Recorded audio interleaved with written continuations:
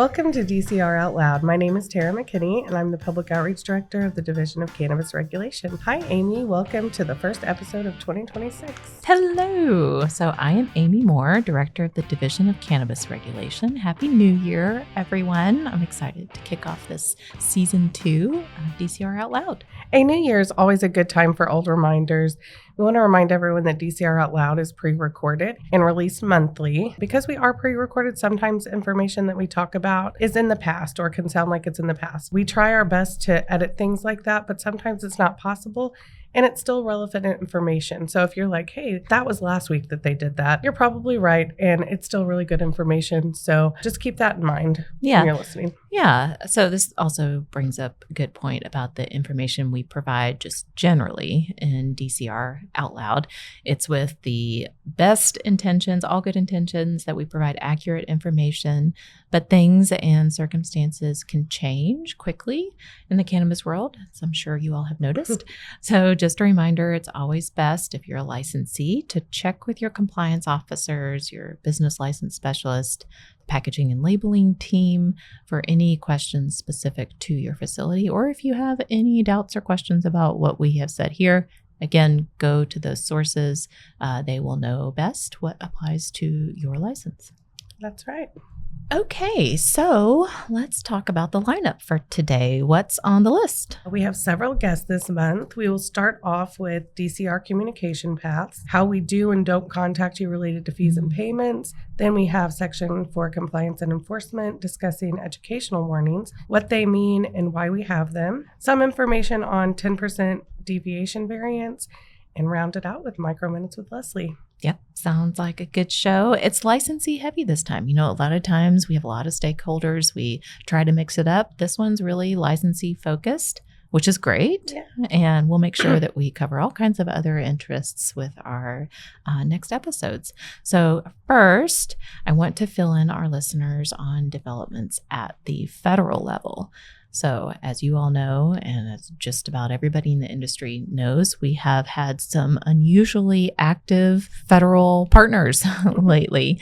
It's not often that we here in the state regulated cannabis world really see any actions that would affect us, but lately, there have been quite a lot. Maybe most notably was a adjustment to federal definitions of hemp that may have some quite a lot of impacts for states. There's a new definition of hemp that we are looking at for whether there are any impacts to the regulated industry. And of course, we'll watch for impacts in any related industries as well. The effective date of that new definition, and so ultimately the major impacts that will follow, is November of 2026. So we're keeping an eye on that. Also, something to keep an eye on, there has been a presidential executive order directing agencies to begin the process for rescheduling cannabis from 1 to 3. That could have impacts to our regulated industry. Most interestingly, to our licensees, there could be some tax impacts, some tax benefits. And then also there's talk of what kind of benefits could there be or improvements to the process of research related to cannabis. So we'll be watching that and see where it goes. It still needs to go through the full process that would apply to rescheduling anyway. It's just that there's been a direction to get that started. So cannabis has not been rescheduled, but it may be, and we'll be watching the process to see what happens. Great information. And as we go through these changes and things continue to develop, if licensees or the public have questions, concerns about what those changes may look like or what they are, feel free to reach out to Division of Cannabis Regulation. We're always willing to share what we know at the time. Mm-hmm. And they can reach out to you, right? Yes, you can Yes. at Tara McKinney, Tara.McKinney at health.mo.gov.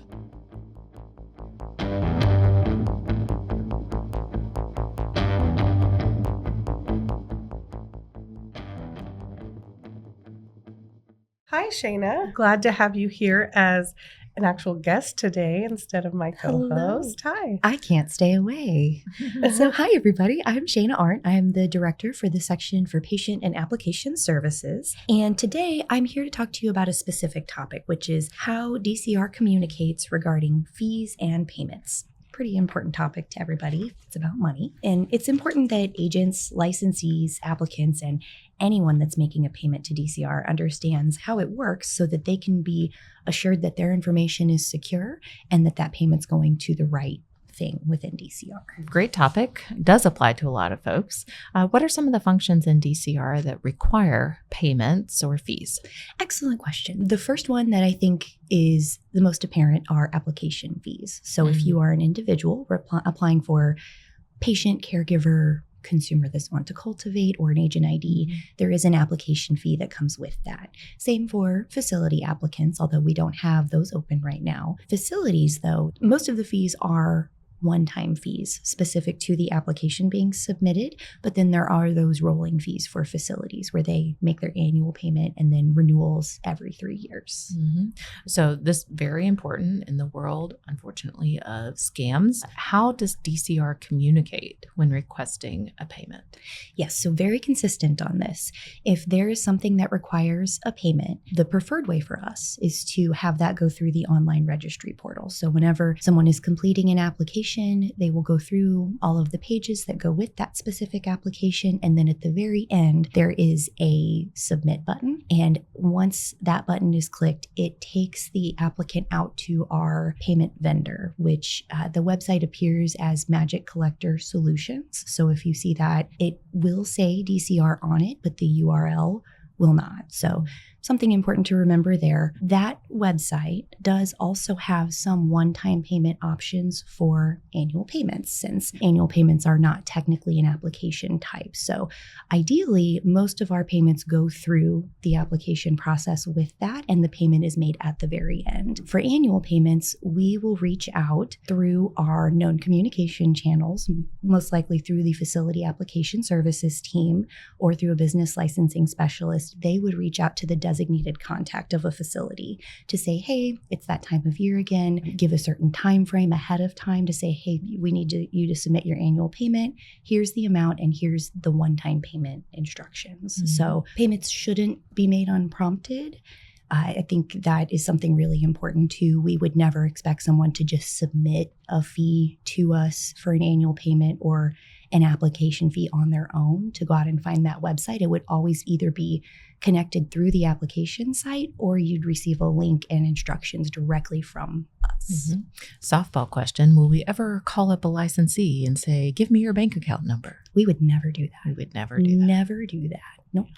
So what about payment methods? What are the ways to actually pay these fees? It's really nice. The vendor has an option to either pay with a card or with an electronic check. So there are always fees that come with card payments. And sometimes when those fees are larger, people would prefer to pay with a check. So there is an option for that within the Magic Collector Solution website. So it offers a couple of options there.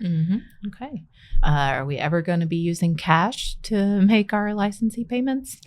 Here at DCR, we do not do that. We have no avenue to accept cash, and we would not have a way to get that to the right bucket. So we do not accept cash payments.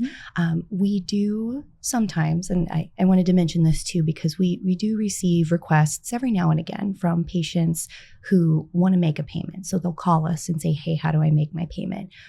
The staff at DCR will never accept that payment over the phone either. They will always redirect you to that vendor payment website. So the same as we would never call and ask for credit card information, we also would not ever accept that information. So if someone ends up on a phone call where that's happening, you should just hang up. Yes, good tip. Thank you. All right. Who do you contact if you have questions? The frontline team is always here to answer these kinds of questions. So cannabisinfo@health.mo.gov is a great email address to reach out to if you've got specific questions. And then the call center is also available, and they are at 866-219-0165, and they are available Monday through Friday, 9 a.m. to 4 p.m. So if you have any questions or qualms or concerns about a payment that you're making, call us and we can help you at least validate that you're at the right place. Or if you're not at the right place, we can redirect you and make sure that everything is going through as securely as it can. Yeah. For anybody who's thinking this seems really simple or maybe even far-fetched, I will just love to remind our licensees that even massive corporations get tripped up, get big financial hits by things that are as simple as don't give out the bank account information over the phone. So, let's all often take the opportunity to remind our employees of safe practices with our money. Exactly. Yeah. And scammers tend to get smarter as time goes on. We are consistent. If we change a process, we will announce it. If anything changes in all of this, how we handle the money, we will announce that so everybody knows. But, if someone's saying that it's different and you haven't heard that from us as an official source, I would consider it a scam. Pause, call us directly and clarify. Perfect. All right. Absolutely. Thank you so much. Thanks for having me. It's always a pleasure. Thanks, Shayna. Have a great day. You too.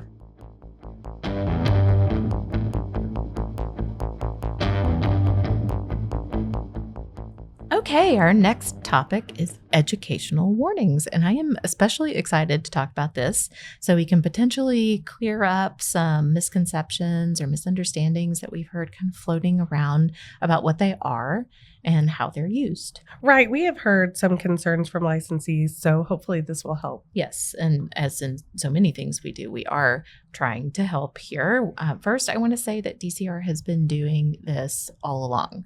The concept of proactive compliance is something that we talked about at that very first welcome meeting with licensees back in 2020, I think. So this is not new. We provide education to our licensees on what could be a violation.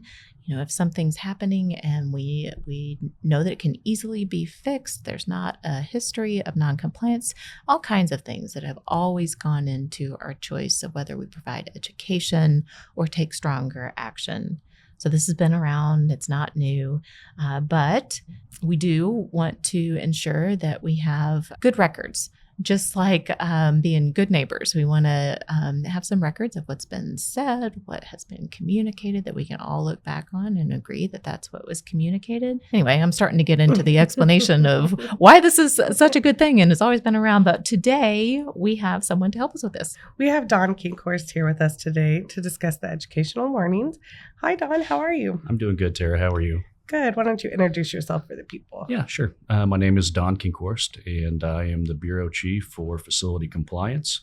I've been here for a couple years, and previous to that, I was with the Department of Natural Resources for about 17 years, and also was a loan officer for a private lending company for about 3 years. Nice. And you are a delight. You are a delight to work with. Thank you for joining us. Thank you, Amy. Okay. So first I'm going to take the dry bit. We need to talk about a rule that is the basis or connected to this practice of giving education, giving warnings. So it's 19 CSR 100 1.0304A. And it says that if the department determines that a licensee is not in compliance with the department's regulations, the department may issue a warning or an initial notice of violation to the licensee that explains how the licensee has violated the department's regulations and what remedial actions the department expects the licensee to take.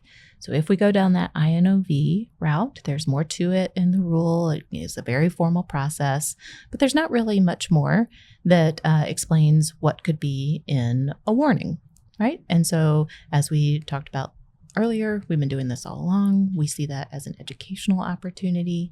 So let's talk about what we're doing now. First, what is an educational warning? Yeah, sure, Amy. Just like you explained at the introduction of this, an educational warning is education that we provide to a licensee, warning that a violation has occurred. As you said before, it's not anything new. It's just what we've established, a written standard for it now. And we've always used that education as an alternative to notices of violation when possible. And these are designed to assist licensees in resolving their minor compliance issues. Yes, that's great. So when would we issue an educational warning? We typically issue those when a violation of rule is found to have occurred And DCR has determined after review of the circumstances that providing a warning for education purposes is the appropriate response. Mm-hmm. So what does a licensee do if they receive one of these educational warnings? Well, the first thing they're going to want to do is take action to correct the violation or violations, make a response if requested, and take action to prevent the violation from happening in the future. Pretty simple. Sounds like just very simple. Yeah, just another communication tool, really. Yep. Okay. So when would an educational warning lead to a notice of violation? That could be at any point in time. If a licensee makes corrections and does not continue to violate the rule, though, there's no further elevation of enforcement from an educational warning. Yeah. So is there any set number of educational warnings that would happen before it becomes a notice of violation? No, there is no specific number of educational warnings to be issued before a notice of violation is issued. We consider the totality of the circumstances for every violation. Many situations are unique and require an individualized approach. So for some situations, we may consider multiple warnings, and in others, a notice of violation may be the first step. Yeah, and the flexibility is good here. If the idea is education, a communication tool, I know, asking for a certain number before it gets to a notice of violation, that would provide some certainty, but the flexibility is really useful for everyone if the goal is still education. Now, if we need to get into enforcement, we can always go into the notice of violation procedure, right? Right. Yeah. Okay. So what if a licensee receives an educational warning, but already corrected the issue or even provided documentation to their compliance officer regarding that noncompliance before they actually received the written warning? Sure.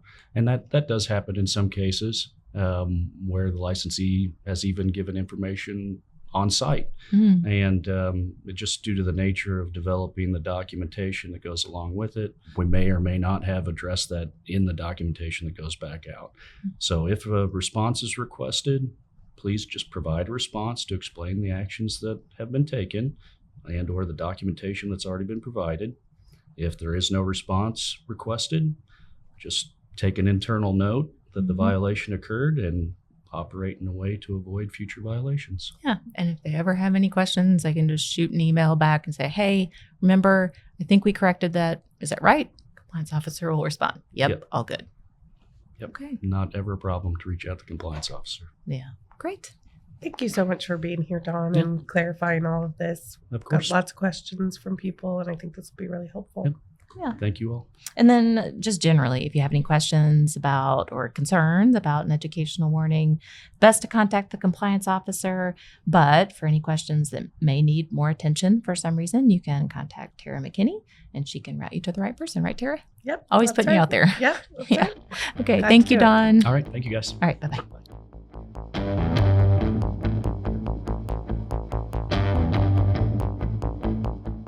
Okay, so up next, we're going to talk about some rules that talk about deviating from some standards. So during a recent visit with licensees, we were informed that there could be some confusion in the industry about deviations during testing or packaging deviations. So we took a deeper dive into that, and we determined that there was maybe some clarification needed. And we are really appreciative of licensees providing us feedback like that. Give us the chance to understand where there could be misunderstandings. Give us that opportunity to give any clarifications that could be helpful. We like to do that before we have a problem. And so today we have Ryan and Erin to talk about this. If you guys want to introduce yourself, let's start with Ryan. Thanks, Amy. My name is Ryan Bernard, and I'm the Bureau of Product Integrity's unit manager, and I'll be talking about the testing portion of this deviation. Okay, Erin. And I am Erin Burnett. I am the packaging and labeling team supervisor, and I will be talking about the packaging and labeling side of the deviation. Wonderful. A powerful duo here. Yeah. All right, Ryan, you want to kick us off? All right, let's rock and roll. So I'm going to talk about the compliance testing, and the question we do hear a lot is, what does it mean when regulation allows the 15% deviation from the mean of cannabinoid results in comparison to the 10% reasonable standard deviation from packaging? And so the conversation is going to be revolving around accuracy and precision. And so in compliance testing, we recognize that cannabinoids are extracted differently from different matrices, even whenever the product is well mixed. There's just naturally going to be variation across that product lot. Yeah. And so in testing, we require 3 samples from across that representative sample. And each sample is tested for cannabinoid concentration. And those results are used together to evaluate compliance. Once those are generated, we calculate the mean or the average concentration for each of those cannabinoid analytes. And then regulation allows for each individual result to vary 15% or less from that mean. And so that 15% window accounts for both analytical variabilities based on extraction, sampling, analyst, and equipment. Only testing, so to remember that. And so let's put this in a real life example for everybody so they can kind of hear what this is going to sound like or look like. And so say the compliance samples from across the lot, the THC results were 18 milligrams, 19 milligrams, and 20 milligrams. And so that mean is 19 milligrams. And so 15% of 19 milligrams is 2.85. Meaning acceptable results would fall between 16.15 and 21.85 milligrams. Yeah.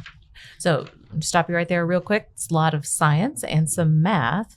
I find it really interesting. Who do you think our main target audience is right now as you're explaining this?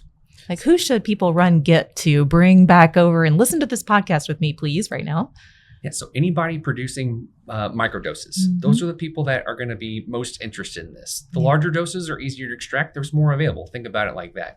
The less availability you have of that specific analyte that we're interested in, that's where you want to be heightenedly aware of this process. Yeah, great. Okay. And so because all 3 of those results are going to fall within that range, the lot would be considered internally consistent for potency.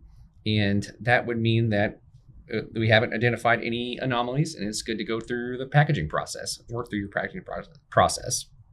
And so this doesn't mean that every result has to be identical. It just means that a lot behaves as a single homogeneous product for compliance purposes. Yeah. From a health and safety perspective, why do we care about not having wide deviations in these results? Yeah, so wildly swinging deviations across product lot can create inconsistent patient results. So meaning you may feel less or more depending on how much you're taking at any given time. And so we want to make sure that there's consistency across patients that are ingesting or inhaling products. Informed choice. Informed choice, yes. Yeah, so people know what they're choosing to experience. They can make the choice for whatever need they have. Yeah, all good motivations here. So much so. Yeah. And then, so let's talk about if a result falls outside that 15% range. So that can indicate that problem, like we said, for those microdoses of mixing or product uniformity. And it may trigger action on that licensee's behalf to reevaluate their processes. Also for the testing licensees to reconsider potentially that resample, but that's that failed analyte result algorithm or logic that's built into rule. So key point here is that 15% deviation exists in testing to ensure that the potency reported on the label reasonably represents that entire lot, not just a singular sample. And so now that we've heard a little bit about that 15% deviation, how it impacts testing, I'd like to pass it over to Erin, and so we can hear about that reasonable standard deviation from that for packaging. Yeah. So a different deviation we're going to talk about now, right? A different deviation. Similar to testing, packaging and labeling has a reasonable deviation as well, only we allow a 10% reasonable deviation. And just to clarify, because I believe this is where a lot of confusion might come in, the deviation that I am talking about does not pertain to the required label. It's actually the amounts on the label must still match your testing results exactly. So when we're talking about this deviation, it's not the label. It is actually referring to the infused products and where the milligrams are required to be listed under the universal symbol on the package itself. So for example, if you had an item and you've already been through the item approval process and it was approved as a 100 milligram item, you get your testing results back and they show either 90 or 110 milligrams, that still falls within that 10%. So a licensee can continue to produce that product as normal. However, if they get the results back and it does come back as, let's say, 85 milligrams, this is outside of that reasonable 10% deviation, and corrective action is going to be needed. Packaging and labeling does have two options for licensees. Number one, if another item has been approved and the item that was tested would fall within 10% of that item, they can actually switch over and use that item instead. If this is not an option, they don't have any other items where they can swap over to those, the licensee would need to contact their packaging and labeling facility specialist and work with them to create a new item and metric that newly tested item would now fall under. And we have worked with licensees before on this, and we try to work with those items because we understand that it's unexpected. You've already got the product made, so let's go ahead and try and streamline that process and get those items to the market as quickly as possible. I like that you really emphasize the difference between that label and the part of the package that has a universal symbol and another milligrams there.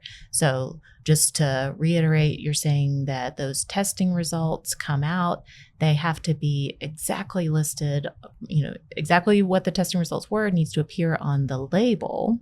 And, to simplify things, that'd be that list on the back, sometimes the back, Correct, with yes. the cannabinoids and the ingredients in that label has to be exactly reporting the testing results. But there's another part in the package with the universal symbol, and there's milligrams under that, and that's where we allow some deviation. Correct. Am I right in remembering that we allowed that deviation because that's the part of the package that usually gets printed ahead of time versus the label is pretty easily printed after the testing results come out? Yes. Yeah. Majority of the time we see the universal symbol is pre-printed on the package, whereas we have a lot of labels that are printed in-house, and should updates be needed, it's easier to fix that than your whole inventory that you had previously ordered. So it's a little bit of practical accommodation for needing to print packages, but where do we draw a line? We drew a line. We need to stick to that line because we still want to be communicating clearly to patients and consumers what they can expect in that package. And, I think all of us, if we're buying food or medicine and we want a product that has 5 milligrams, 20 milligrams, we really expect it to have that, not, a 50% deviation from that. Correct. Right. It does help protect consumers. It also safeguards the licensee themselves, and it helps products move smoothly to the market. Yeah, that's great. Very well explained, both of you. Thank you. Yeah. Thank you. Thanks for having us again. Yeah, Happy to be here. I love it.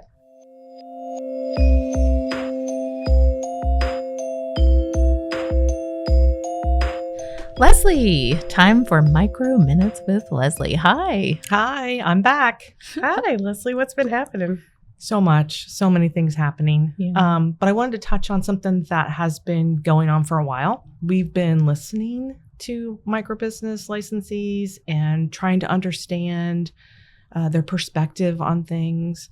And we have created a microbusiness work group here within DCR.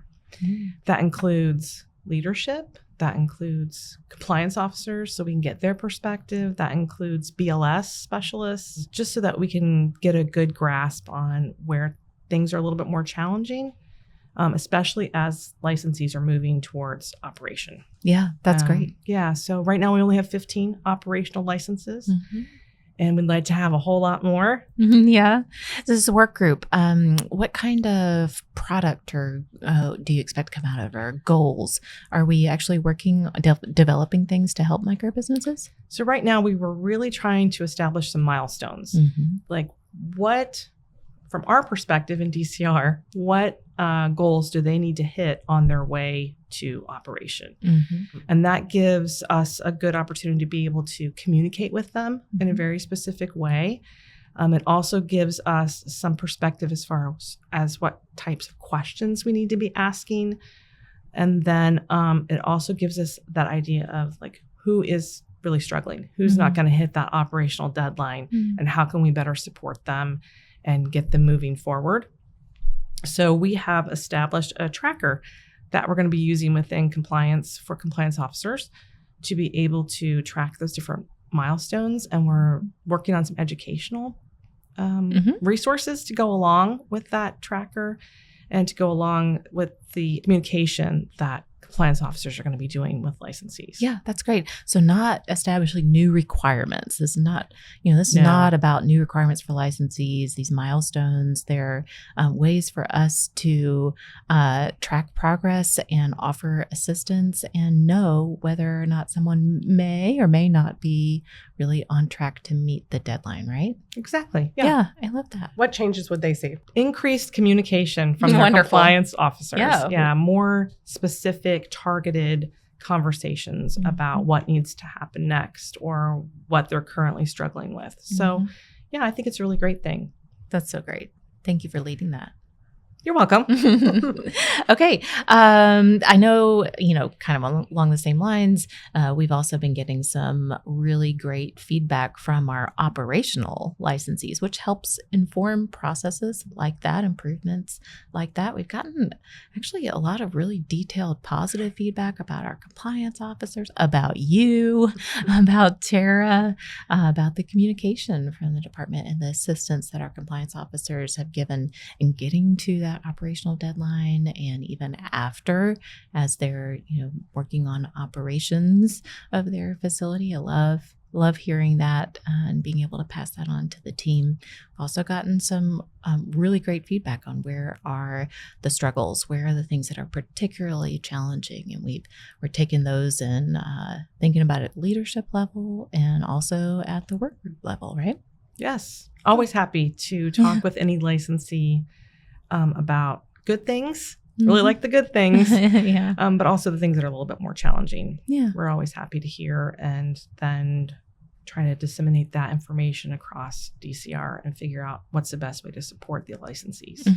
That's easy for us to say, but part of what's so great about getting this positive feedback is that the operational licensees as a whole really are communicating back to us that is their experience, which is great. It means we're doing some things right, and we'll keep going. Yeah. Okay.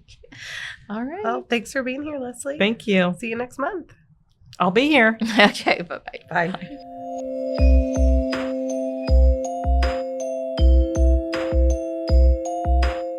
Well, that's all we have for today. We potentially have some exciting new things coming to the podcast in 2026. Amy, do we want to give them the secret details on that? No. Let's leave with the cliffhanger. I will say, I guess I'm hearing rumors of very special guests, but everybody be on the lookout for more information coming soon. Yeah, I'm excited about that. In the meantime, keep up to date between episodes. There are several ways to stay informed. Subscribe to our email list to receive emails from DCR on various topics and customize them to your needs. Go to cannabis.mo.gov and click on Join Our Email List under Contact Information. The Cannabis Connection newsletter is your information link to Missouri's Division of Cannabis Regulation. For outreach events and more, visit cannabis.mo.gov and click on the DCR Communication Resource tile. I think that's a wrap. See you next time. See you next time. Bye. Bye.